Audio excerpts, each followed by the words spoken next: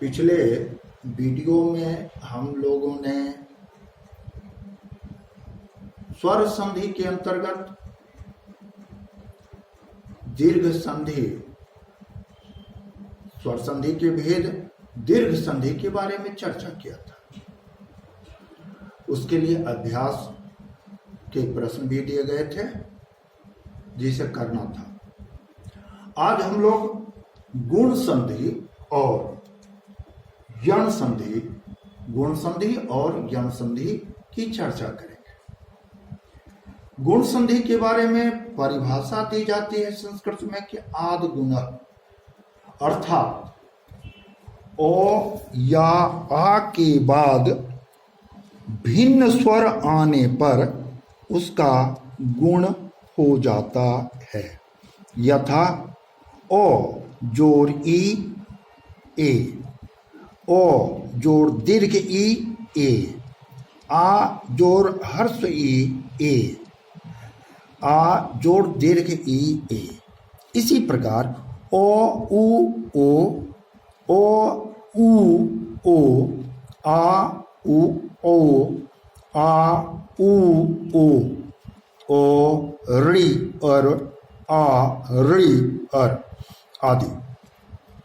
उदाहरण के लिए महाजोड़ ऋषि, महर्षि, यहाँ महा के अंत में आ और ऋषि का प्रथम स्वर ऋ, आ और ऋ मिलकर अर में बदला तो शब्द बना महर्षि। इसी प्रकार महा का आ और उदधि का उ दोनों मिलकर ओ के रूप में परिणत हुआ, जिसके कारण यह संधि महोदधि हुई। इसी प्रकार परम जोड़ ईश्वर, परम में के मोह में ओ और ईश्वर का ई दोनों मिलकर ए, ओ और ई मिलकर ए में बदल गया, जिसके कारण कि शब्द बना परमेश्वर। इसी प्रकार तब जोर इव अर्थ वो में ओ और ई दोनों मिलकर ए में बदल गया तो शब्द बना तवेव। इस तरह से हम लोग संधि और संधि विच्छेद क्या करेंगे। अभ्यास के लिए आपको प्रश्न दिए जाएंगे। इसके बाद तो बच्चों आपने गुण संधि को तो समझ लिया होगा और कि इसमें स्वर वर्णों को किस प्रकार जोड़ा जाता है और गुण का मतलब क्या होता है ना। अब हम लोग यण संधि की चर्चा करें। यण संधि की परिभाषा दी जाती है इको यणचि, अर्थात एक प्रत्याहार के बाद अगर असवर्ण अर्थात भिन्न वर्ण आए, भिन्न स्वर आए तो एक प्रत्याहार यण प्रत्याहार में बदल जाता है। प्रत्याहार बनाने की विधि सबसे पहले ही आप सभी को बता दिया गया था, है ना। तो अब उस प्रत्याहार के अंतर्गत हम लोग देखें एक प्रत्याहार में वर्ण कौन कौन आते हैं। ओ ई उण ऋ लृ, अर्थात एक प्रत्याहार के अंतर्गत आने वाले वर्ण हुए ई उ ऋ लृ, ये चार वर्ण हुए।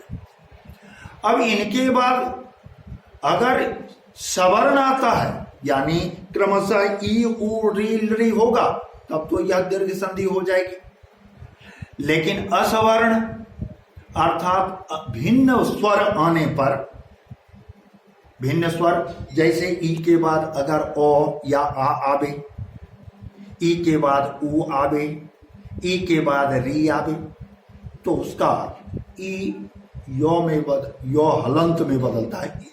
हलंत का मतलब हुआ आधा यो में बदलता है। इसी प्रकार उ आधा वो में बदलता है यानी वो हलंत, और ऋ आधा रॉ में बदलता है, जबकि लृ आधा लॉ में बदलता है। वह इस प्रकार से देखा जा सकता है। इक प्रत्याहार ई उ री लृ और यन प्रत्याहार यो व रॉ लॉ। ई यो हलंत में बदलता है, उ वो हलंत में बदलता है, री रो हलंत में बदलता है और लृ लो हलंत में बदलता है। उदाहरणतः इति जोड़ उक्त्वा इत्युक्त्वा। अभी इसमें संधि कैसे हुई?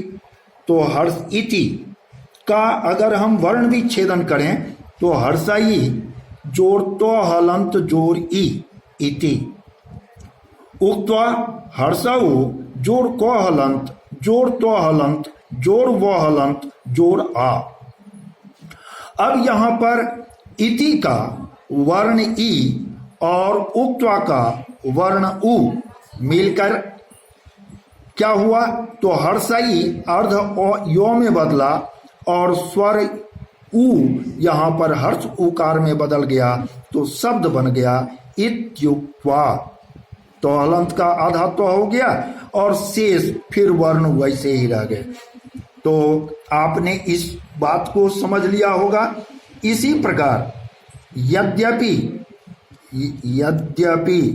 यदि जोड़ अपि बराबर यद्यपि यहां पर यो हलंत जोड़ ओ जोड़ दो हलंत जोड़ ई, ये तो हुआ यदि। पुनः अपि ओ जोड़ पो हलंत जोड़ ई। यहां पर देखें तो यो हलंत ओ मिलकर यो बदला, दो हलंत का आधा दो, हर्षई का आधा यो और उसमें ओ मिल गया तो यद्य, और पो हलंत ई मिलकर पो हर्षिकार पी। इस प्रकार यद्यपि, जिसे इस प्रकार भी लिखा जाता है यद्यपि। तो बच्चों आपने यन संधि भी समझ लिया होगा। अगर समझने में कुछ भी कठिनाई हो तो आप सब हमसे प्रश्न कर सकते हैं, है ना। अब इन दोनों संधि अर्थात यण संधि और गुण संधि के लिए अभ्यासार्थ प्रश्न दिए जाते हैं, उनको आप लोग हल कर लेंगे। धन्यवाद।